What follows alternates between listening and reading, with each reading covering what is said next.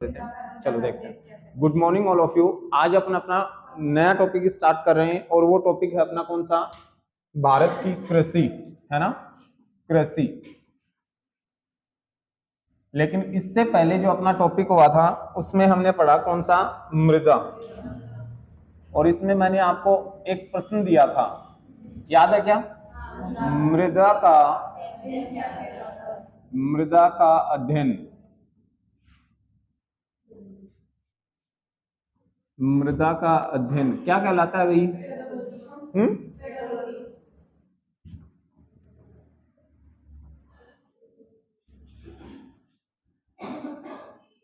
यही कहलाता है क्या? पेडालॉजी।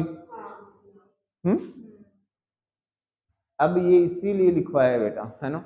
हमने कहा मृदा का जो अध्ययन है वो क्या कहलाता है? पेडालॉजी कहलाता है ना। लेकिन रीट वाले बच्चे ध्यान से सुन लेना, एक शब्द अपन पढ़ेंगे,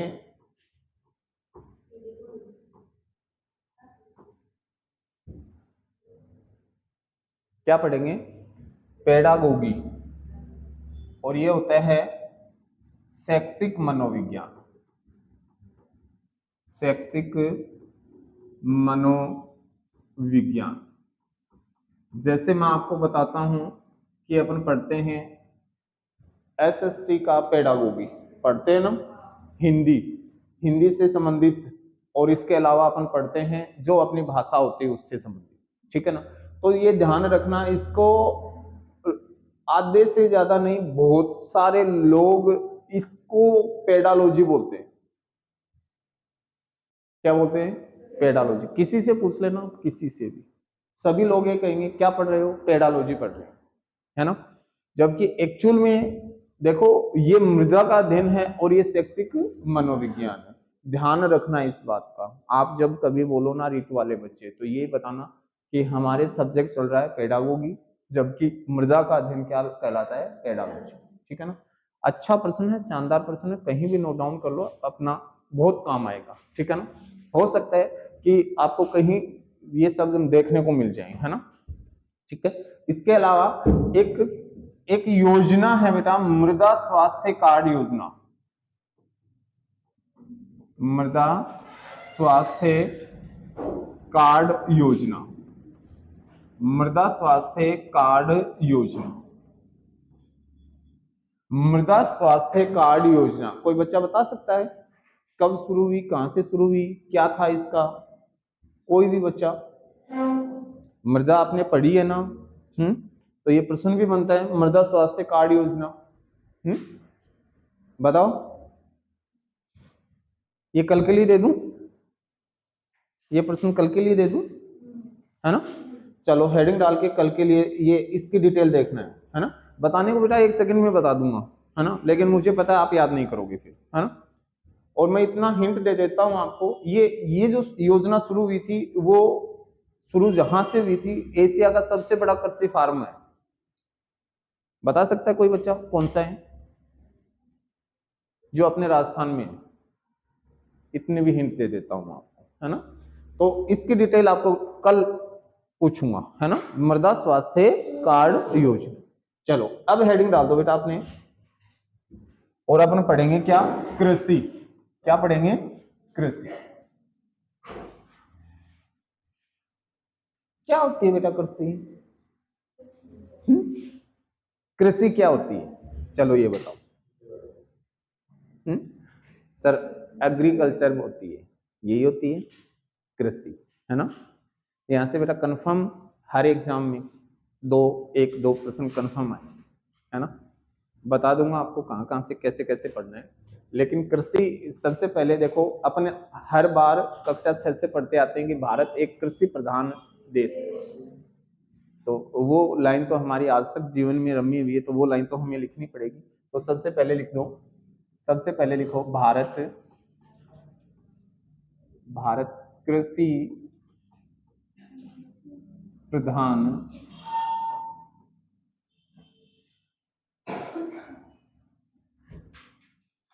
देश है। भारत कैसा देश है बेटा? कृषि प्रधान। अतः अतः भारतीय कृषि अतः भारतीय कृषि मानसून पर अतः भारतीय कृषि मानसून पर आधारित है, मानसून पर आधारित है, मानसून पर आधारित है ना। इसलिए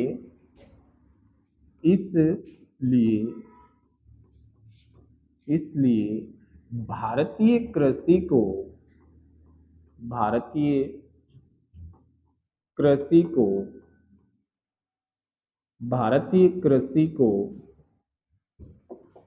इसलिए भारतीय कृषि को मानसून का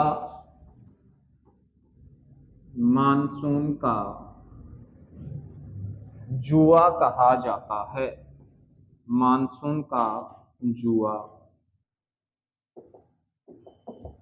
कहा जाता।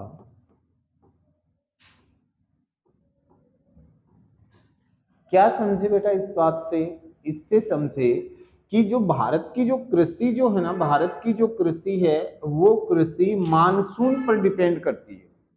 और भारत की मानसून हमने पढ़ ली ना। जैसे मान लो कि किसी वर्ष अल नीनो प्रभावी हो गया और भारत में मानसून अच्छा नहीं आया तो भारत में कृषि अच्छी नहीं होगी ना। तो इसीलिए हम क्या कहते हैं, भारतीय कृषि को मानसून का जुआ, क्या कहते हैं, मानसून का जुआ। ठीक है, यहां नोट डालो और नोट डाल के लिखो वर्ष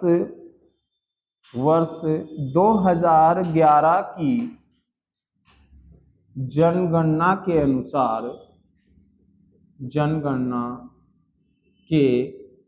अनुसार वर्ष 2011 की जनगणना के अनुसार भारत की 55% जनसंख्या, भारत की 55% जनसंख्या कृषि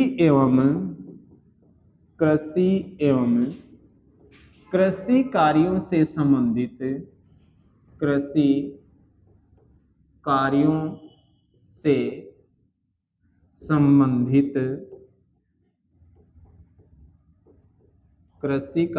संबंधित गतिविधियों में संलग्न है।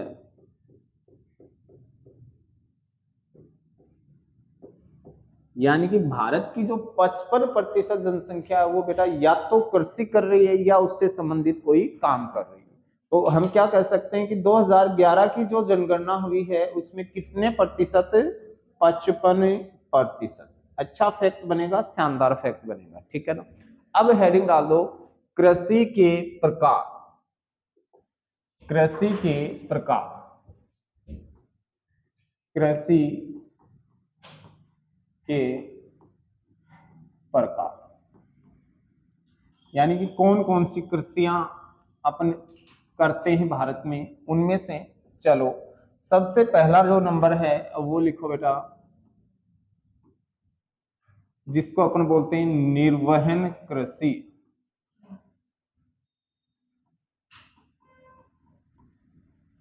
इसको अपन जीविका निर्वाह कृषि भी बोल सकते हैं ना, है ना। जीविका निर्वाह कृषि, जीविका निर्वाह कृषि, इसके शब्द में ही इसका अर्थ छुपा हुआ है। क्या छुपा हुआ है? निर्वहन कृषि या जीविका निर्वाह कृषि। क्या होगा इसमें, क्या होगा बेटा इसमें क्या होगा कि जो कृषि की जाएगी वो केवल इसीलिए की जाएगी कि अपना पेट भर जाए, समझ गए ना, जीवन यापन के लिए, ठीक है ना। तो इसमें हम लिख सकते हैं कि जीवन जीवन यापन या परिवार, जीवन यापन या परिवार के खाद्यान्न, परिवार के खाद्यान्न की आवश्यकता पूर्ति हेतु, आवश्यकता पूर्ति हेतु की जाने वाली कृषि या तो जीवन यापन या परिवार के खाद्यान्न की आवश्यकता की पूर्ति हेतु जो कृषि की जाती है उसे अपन क्या कहेंगे, निर्वहन कृषि। ठीक है ना, क्या कहेंगे, निर्वहन कृषि। अब लिखो निर्वहन कृषि, निर्वहन कृषि दो प्रकार की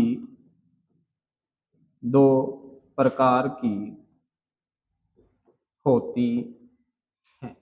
निर्वहन कृषि कैसी होती है बेटा, दो प्रकार की। कौन कौन सी, पहली होती है आदिम निर्वहन कृषि। कौन सी होती है, आदिम निर्वहन कृषि, और दूसरी होती है गहन निर्वहन कृषि। कैसी है, गहन निर्वहन और कृषि। ठीक है ना, निर्वहन कृषि कितने प्रकार की हुई, आदिम और गहन। अब देखो समझना, आदिम का मतलब क्या हुआ है?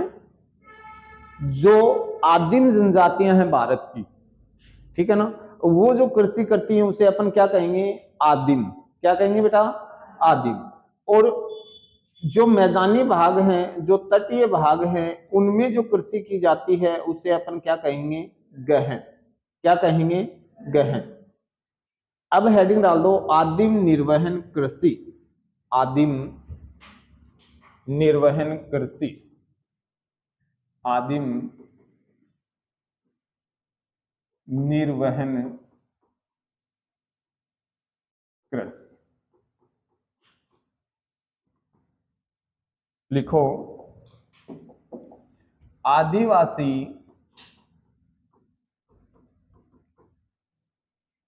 जनजातियों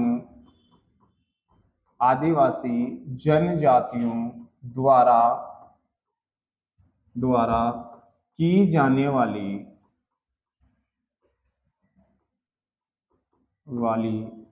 कृषि। आदिम जनजातियां जो कृषि करती हैं उसे क्या कहते हैं, आदिम निर्वहन कृषि। ठीक है ना बेटा। अब देखो आदिम निर्वहन कृषि भी दो प्रकार की होती है। कैसी होती है बताओ, कौन कौन से, एक तो एक जगह पे करेंगे, और एक स्थान बदल लेंगे। जैसे मान लो कि कोई जनजाति है जो इस पहाड़ी ढाल पर निवास करती हैं और यहाँ खूब सारे वन थे, अब इन्होंने क्या किया कि इस भाग में इन वनों को काटा, ठीक है, और काटकर इनको अलग किया और इस जगह पर क्या करने लगे, खेती।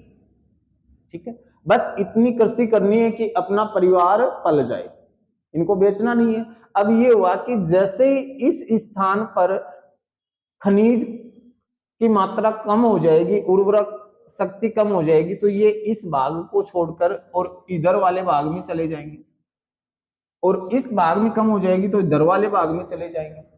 तो इसका मतलब क्या हुआ कि ये स्थान बदल कर की जा रही है। ठीक है, और दूसरा तरीका यह है कि कुछ समुदाय स्थायी बसावट बना लिए, मतलब जिन्होंने अपने घर बना लिए, और जो घर बना लिए तो वो एक स्थान पर रहकर कृषि करते हैं, लेकिन करते हैं कौन सी, केवल अपने परिवार को पालने जैसी। समझ रहे हो मेरी बात को, तो इसको कहेंगे आदिम निर्वहन कृषि, ठीक है ना। तो इतना डीपली पूछेंगे नहीं, लेकिन ध्यान होना चाहिए आपको कि आदिम निर्वहन कृषि भी दो प्रकार की होती है, एक होती है स्थायी और एक अस्थायी, है ना। तो लिखना अगर चाहो तो एक लाइन जरूर लिख लो, क्योंकि मुझे पता है फिर आप कहीं दूसरी जगह जाकर देखोगे तो ये रहेगा सर आपने ये नहीं लिख पाया, है ना। तो लिखो आदिम निर्वहन कृषि, आदिम निर्वहन कृषि भी दो प्रकार से की जाती है। सबसे पहले हम लिख सकते हैं, मैं सीधा लिख दूं स्थायी और अस्थायी, समझ जाओगे ना। स्थायी और दूसरा अपन अस्थायी, स्थायी और अस्थायी, है ना। अब समझो, सबसे पहले हमने कहा कि कृषि का है प्रकार, ठीक है। और पहला प्रकार हमने कहा निर्वहन कृषि है, जिसे अपन क्या कहेंगे, जीवन यापन कृषि या जीविका निर्वाह कृषि कहेंगे ना।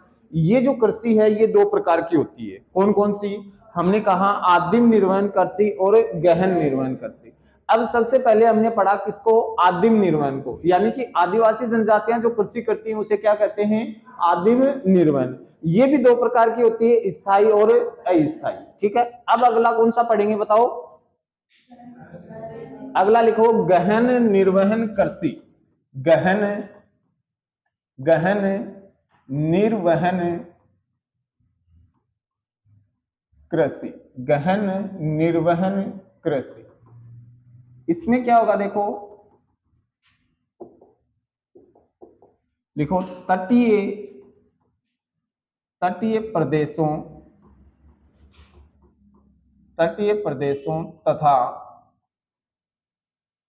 प्रदेशों तथा मैदानी भागों में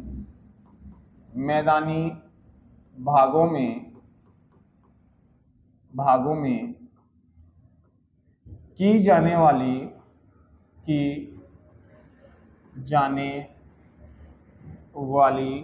कृषि। ये कृषि कहाँ होगी, तटीय प्रदेशों में होगी और मैदानी भागों में। क्यों, क्योंकि जब अपन भारत की बात करते हैं बेटा, आपको मैंने बताया भी था कि मृदा भी जो है अलग अलग है। जैसे ये अपना पूरा पश्चिमी घाट है और इस पश्चिमी घाट के पश्चिमी ढालों पर यहाँ मृदा का विस्तृत भाग मिलता है अपने को। तो इन भागों में और जो मैदान है, जो भारत के मैदानी भाग हैं, इनमें जो कृषि की जाती है उसको अपन क्या कहते हैं, गहन निर्वहन कृषि। लिखो यह भी दो प्रकार की होती हैं। हाँ बेटा,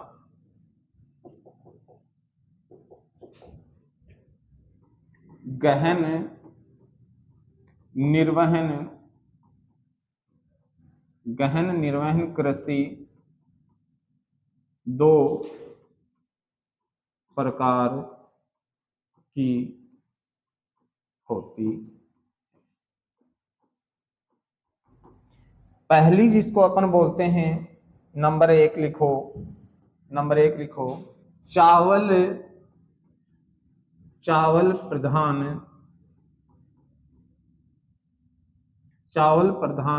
गहन निर्वहन कृषि। चावल प्रधान गहन निर्वहन कृषि। और दूसरी होती है बेटा अपनी गेहूं प्रधान गहन निर्वहन कृषि। गेहूं प्रधान गहन निर्वहन कृषि। पहला हमने क्या लिखा, चावल प्रधान, दूसरा हमने लिखा गेहूं प्रधान, ठीक है ना बेटा। नींद आने लग गई, कृषि टॉपिक ही ऐसा बेटा। फैक्ट है, क्या करें आपने बताओ, इसमें कर सकते हैं कोई समाधान नहीं है ना। अब देखो ये जो चावल प्रधान गहन निर्वहन कृषि होती है, इसमें लिखें कुछ, है ना। तो लिखो, हेडिंग डालो, चावल प्रधान गहन निर्वहन कृषि, है ना। चावल प्रधान गहन निर्वहन कृषि, और इसमें लिखो लिखो यह यह 100 सेंटीमीटर वर्षा से अधिक, 100 सेंटीमीटर से वर्षा से अधिक वर्षा वाले क्षेत्रों में की जाती है, क्षेत्रों में की जाती है। यह 100 सेंटीमीटर से वर्षा से अधिक वर्षा वाले क्षेत्रों में की जाती है, ठीक है।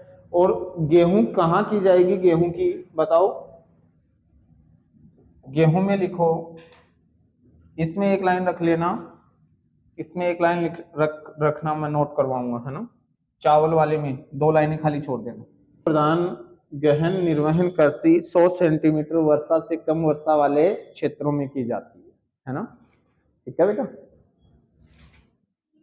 अब मुझे एक बात बताओ, है ना, अगर मान लो मैंने आपको केवल इतना पढ़ाया होता, ये इतना, है ना, और एग्जाम में प्रश्न आ जाए कि राजस्थान में कौन सी कृषि की जाती है, और प्रश्न आ जाए भारत में कौन सी, इन दोनों से कौन सी करोगे आप?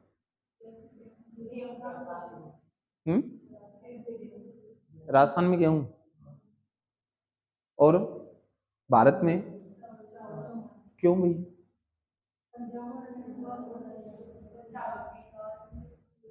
वो बात तो सही है, लेकिन रीजन मतलब आपने ऐसा डिसाइड क्यों किया? ऐसे एक तो यही कि चलो सर 2 हैं, एक इधर कर लेते हैं, एक इधर कर लेते हैं, है ना, और एक ये है कि इसका कोई रीजन हो।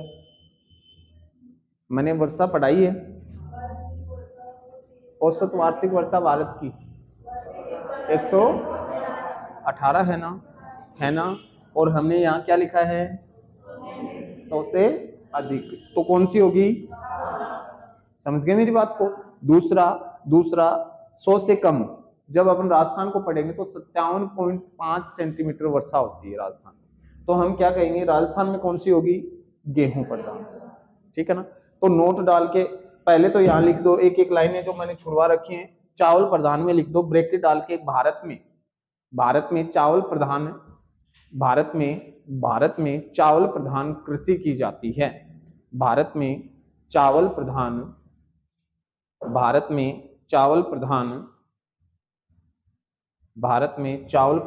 कृषि की जाती है,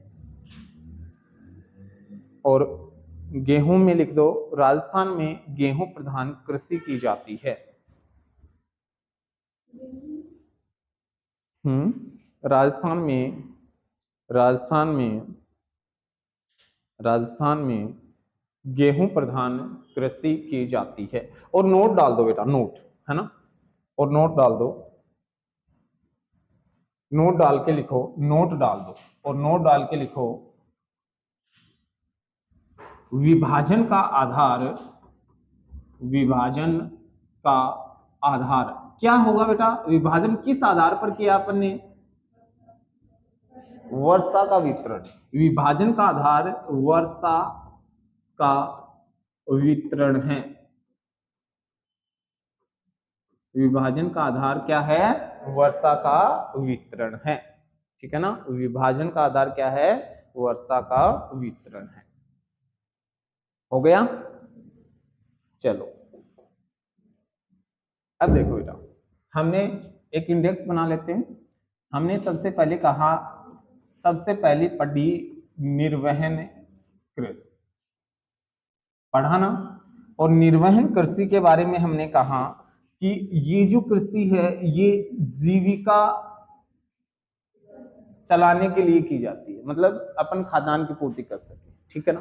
अब ये जो निर्वहन कृषि है ये हमने कहा 2 प्रकार की, कौन कौन सी?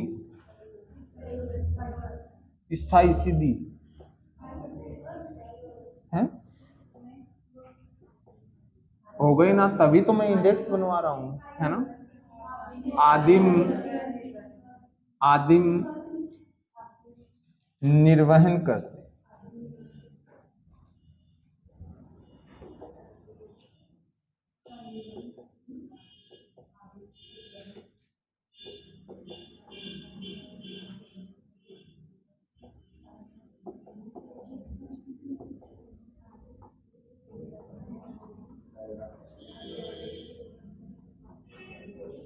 और दूसरा प्रकार कौन सा है,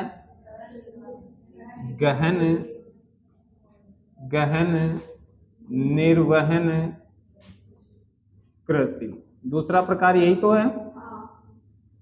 अब आ जाओ, हमने कहा कि ये जो अपनी आदिम निर्वहन कृषि है इसके भी दो प्रकार हैं, एक है स्थाई आदिम निर्वहन कृषि, और दूसरा हमने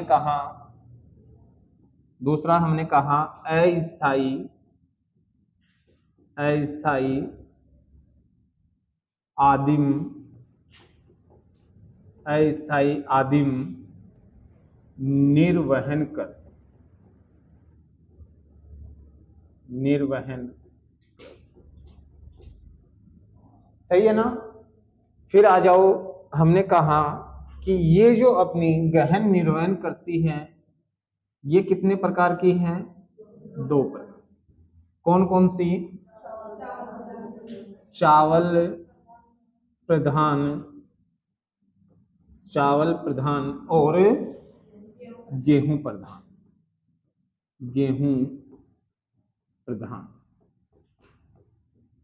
और हमने कहा कि चावल प्रधान और गेहूं प्रधान जो है इसके विभाजन का आधार क्या है, 100 सेंटीमीटर वर्षा रेखा।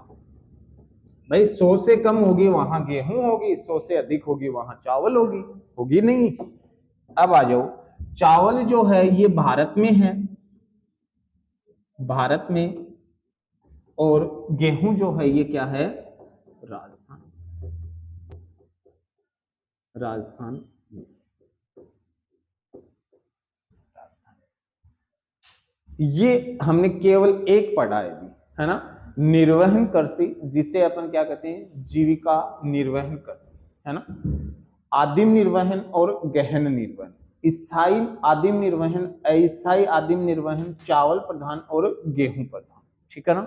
अब अपन लिखेंगे सेकंड, है ना। अगर ये इंडेक्स नहीं बनाते ना तो आप यही उलझ जाते, समझ ही नहीं आता कि अपन आगे कहां चलेंगे अब, है ना।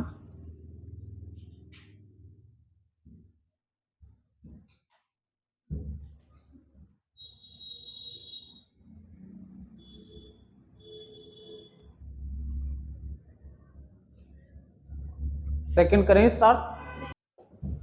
2 नंबर कृषि का प्रकार है अपना, लिखो सेकंड नंबर लिखो, अपन पढ़ेंगे आर्द्र कृषि,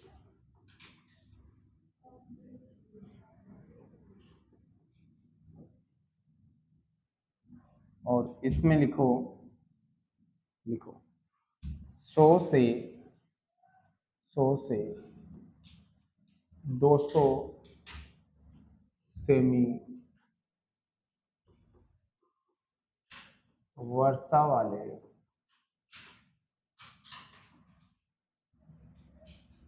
क्षेत्रों में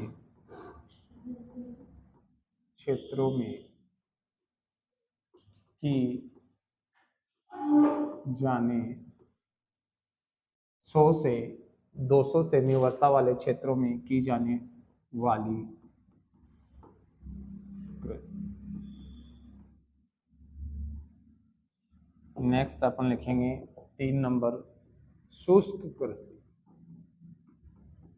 शुष्क कृषि, लिखो 50 सेमी से कम वर्षा वाले क्षेत्रों में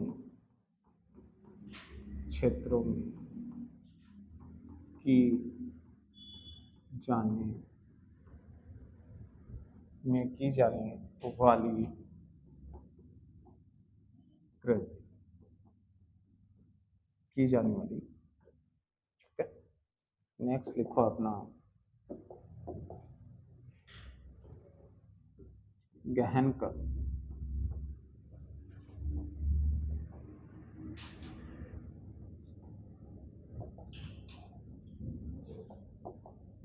लिखो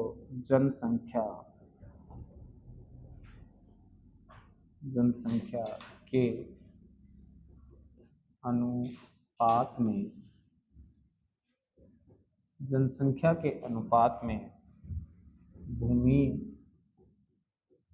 की कमी वाले क्षेत्रों में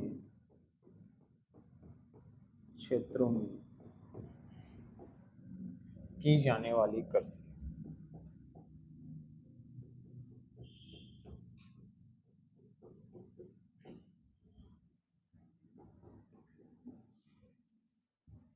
अगली कृषि लिखो 5 नंबर लिखो विस्तीर्ण कृषि।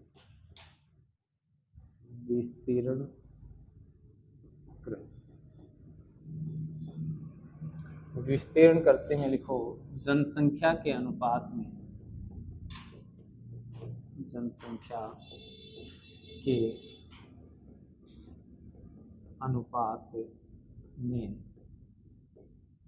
भूमि की अधिकता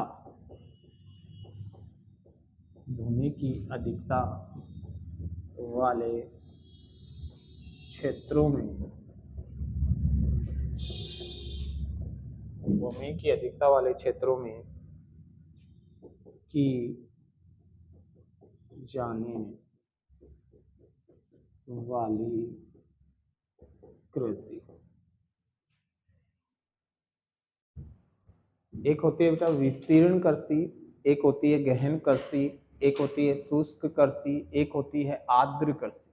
ठीक है ना, कौन सी है? आर्द्र। आर्द्र का मतलब यहाँ से प्रश्न बनेगा नहीं, है ना, ध्यान से समझना मेरी बात को, यहाँ से प्रश्न नहीं बनेगा बेटा, केवल समझाने के लिए आपको पता होना चाहिए कौन कौन सी कृषि है।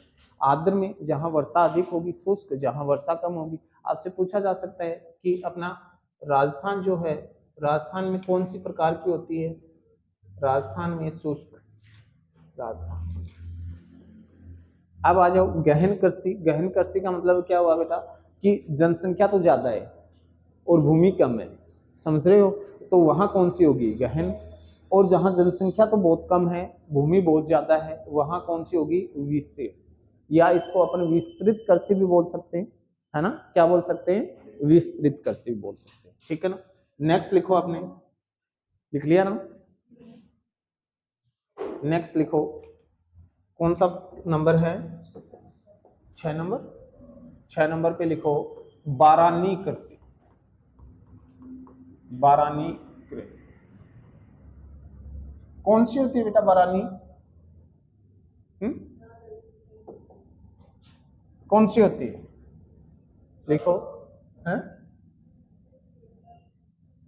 पूर्णतः वर्षा पर निर्भर, पूर्णतः वर्षा पर निर्भर। अपने नहीं होती क्या? अपन बाजरा वगैरह बोते हैं, बारानी तो बोते हैं, है ना, वर्षा से बोते हैं। वो कौन सी होती है? बारानी कृषि होती है। अगली लिखो मिश्रित कृषि। लिखा था मैंने, मिश्रित कृषि। जल्दी जल्दी लिखो बेटा, यहां से प्रश्न नहीं आएगा। कृषि के साथ पशुपालन। कृषि के साथ जो पशुपालन किया जाता है उसे क्या कहते हैं? मिश्रित कृषि।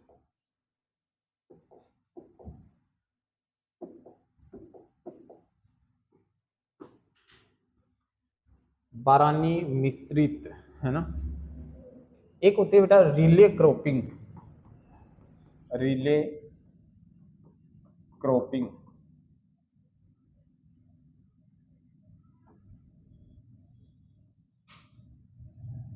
इसको अपन क्या बोलते हैं? रिले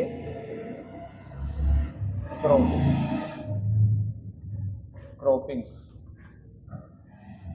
एक वर्ष में एक खेत से 4 या अधिक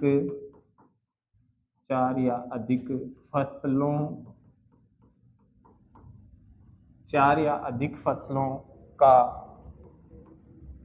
उत्पादन करना रिले क्रॉपिंग है। क्या है बेटा? Relay cropping. नेक्स्ट लिखो कृषि वानिकी। कृषि वानिकी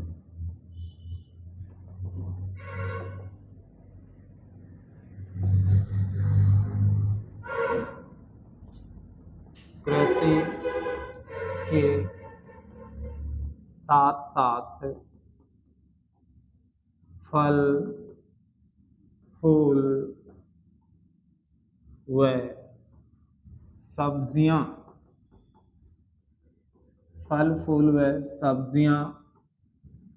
उगाना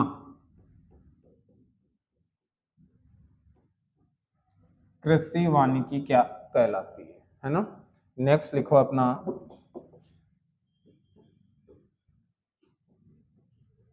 कॉन्ट्रैक्ट फार्मिंग, या जिसको बोलते हैं साझेदारी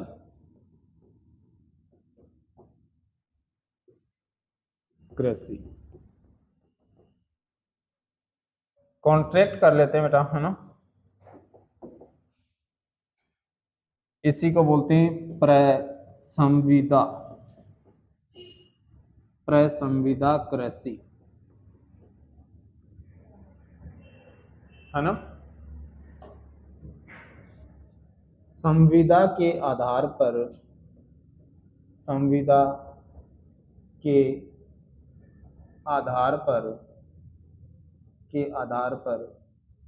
की जाने वाली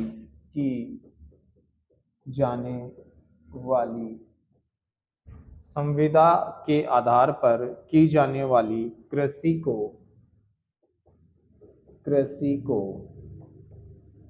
प्रसंविदा कृषि कहते हैं।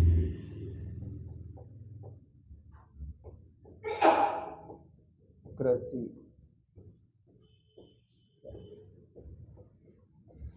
प्रसंविदा कृषि कहते हैं, ठीक है ना।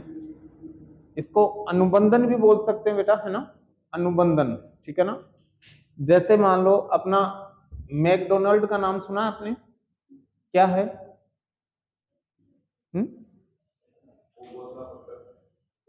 जो बर्गर वगैरह आप खाते हो, मैकडोनाल्ड नाम सुना है ना।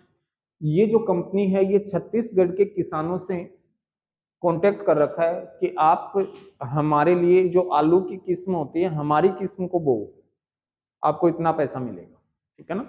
तो ये वाली जो है इसको अपन बोलते हैं प्रसंविदा कृषि। कांटेक्ट कर लेते हैं बेटा, बड़ी बड़ी कंपनियां कांटेक्ट कर लेती है ना, क्योंकि वो उसी गुणवत्ता की फिर प्रोडक्ट चाहते हैं, है ना। जिस गुणवत्ता को उनको जो प्रोडक्ट चाहिए होता है वो उसमें जो भी उनको रासायनिक देने होते हैं, जो भी कुछ देना होता है वो कंपनी प्रोवाइड करवाती है। किसान केवल उसका उत्पादन करता है अपने खेत में, ठीक है ना। उसको अपन क्या कहते हैं? Contract farming. कृषि वानिकी में हमने क्या कहा कि कृषि के साथ हमने फल उगा दिए, फूल उगा दिए, सब्जियां उगा दी, इसको कहेंगे। रिले क्रॉपिंग में हमने कहा कि एक वर्ष में एक खेत में 4 या 4 से अधिक फसलें ली जाती है। और मिश्रित कृषि में हम क्या कहेंगे? कृषि के साथ पशुपालन। और पूर्णतः वर्षा पर निर्भर जो कृषि होती है उसे अपन क्या कहते हैं, बारानी कृषि। क्या कहते हैं, बारानी कृषि, है ना, बारानी कृषि। चलो नेक्स्ट लिखो, अपने अगला नंबर डालो, अगला नंबर डालो, लिखते हैं अपना अगला नंबर, है ना, 11 नंबर है, 11 या 12, 11, है ना। एक अपन बोलते हैं सीडी नुमा, सीडी नुमा, सीडी नुमा कृषि बोलते हैं क्या, सीडी नुमा, जिसको अपन बोलते हैं कंटूर,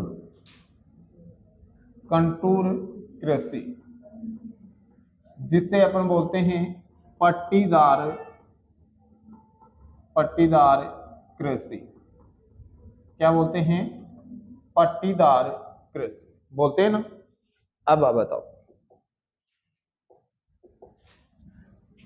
लिखो पहाड़ी ढालों के विपरीत,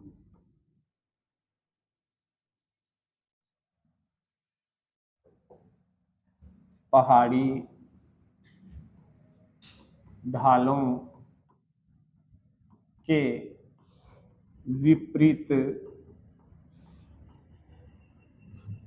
सीढ़ी बनाकर, सीढ़ी बनाकर,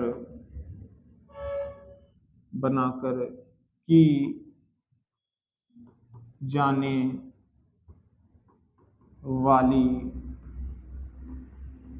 कृषि को, की जाने वाली कृषि को सीढ़ी नुमा कृषि कहते हैं, कृषि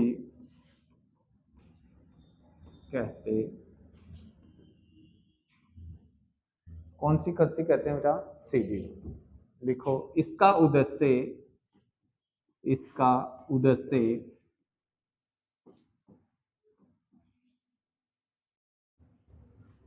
मृदा अपरदन को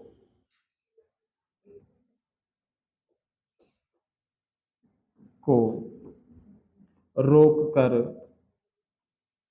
मृदा अपरदन को रोककर मृदा का संरक्षण करना है, मृदा का संरक्षण करना है। मृदा अपरदन को रोककर क्या करना है बेटा, मृदा का संरक्षण करना है, मृदा का संरक्षण करना है। ठीक है, नेक्स्ट अपने लिखो, नेक्स्ट लिखो अपने, लिखो जैविक कृषि, जैविक कृषि।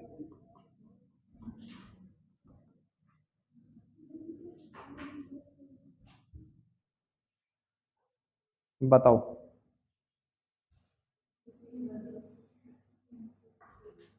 क्या होती है बेटा, कंफर्म प्रश्न आएगा, कंफर्म इंपोर्टेंट की पावर जितनी लगती है लगा देना, है ना, जो भी पावर लगती है जैविक कृषि से।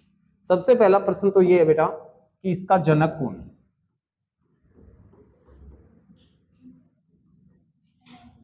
ठीक है, कौन है बता सकता है कोई, कोई भी, अल्बर्ट हावर्ड, इसका जनक कौन है, अल्बर्ट हावर्ड, ठीक है ना। लिखो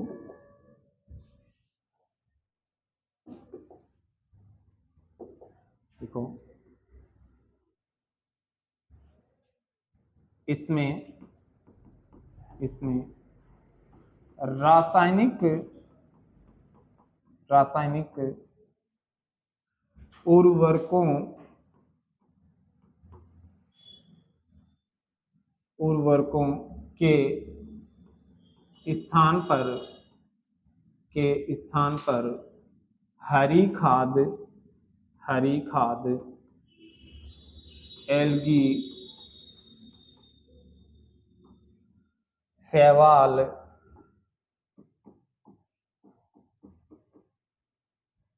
वर्मी कंपोस्ट क्या होता है वर्मी? केंचुआ, केंचुआ खाद। इसमें रासायनिक उर्वरकों के स्थान पर हरी खाद, एलगी, शैवाल, वर्मी कंपोस्ट से मृदा की उर्वरा शक्ति को बढ़ाया जाता है। उर्वरा शक्ति को क्या किया जाता है? बढ़ाया जाता है। रासायनिक उर्वरकों का कोई उपयोग नहीं करते बेटा ये लोग, बिल्कुल भी नहीं करते, है ना, कोई उपयोग नहीं करते, है ना। लिखो, इंपॉर्टेंट डाल देना, नोट डाल के लिख लेना। लिखो, विश्व में सबसे पहले जैविक कृषि, विश्व में सबसे पहले जैविक कृषि करने वाला देश, कोई बता सकता है कोई बच्चा? विश्व में सबसे पहले एक देश का नाम सुना है, क्यूबा।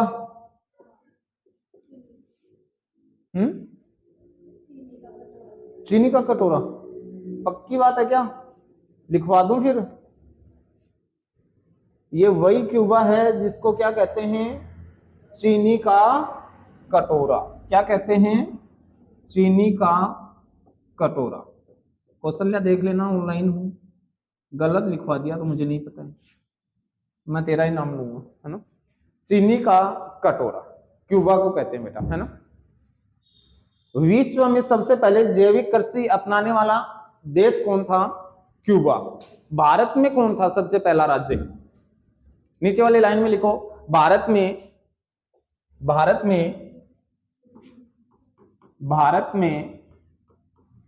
सबसे पहले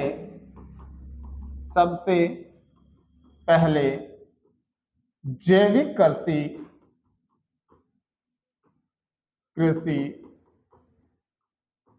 करने वाला राज्य, और राजस्थान में सबसे पहले जैविक कृषि करने वाला जिला।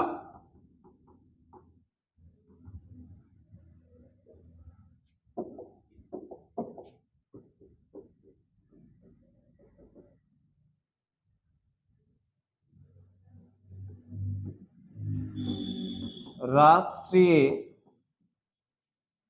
जैविक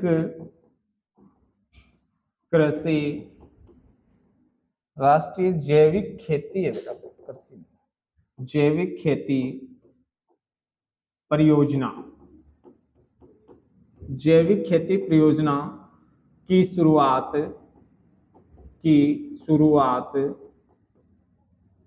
10वीं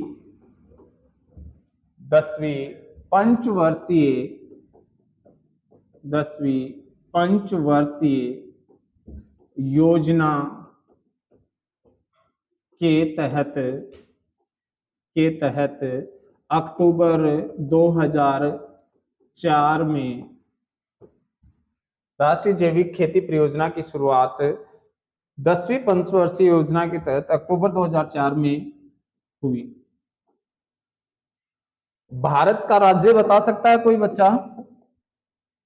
सिक्किम, शाबाश बेटा। कौन सा है? सिक्किम। राजस्थान का बता सकता है? डूंगरपुर। कौन सा है? डूंगरपुर। ठीक है ना बेटा। और इसके बाद एक दो कृषि अपनी और रही है, जैसे स्थानांतरित कृषि है ना। तो वहां से भी प्रश्न आता है, जैसे कुमारी है, पामाडाबी है, खिल है, इसके अलावा पामलू है, बहुत सारी कृषि हैं, जैसे बरिगा है, पामाडाबी है, पेंडा है, बहुत सारे नाम है ना, जैसे लदांग है, मिल्पा है, रोका है, रे है, बहुत सारे नाम है ना, मसोले है। तो कल अपना शानदार रहेगा, स्थानांतरित कृषि से कंफर्म प्रश्न आएगा भाई, ठीक है ना। तो इसी के साथ आज की क्लास अपन यही विराम देते हैं, बाकी इससे आगे का टॉपिक अपन करेंगे कल की क्लास में भाई।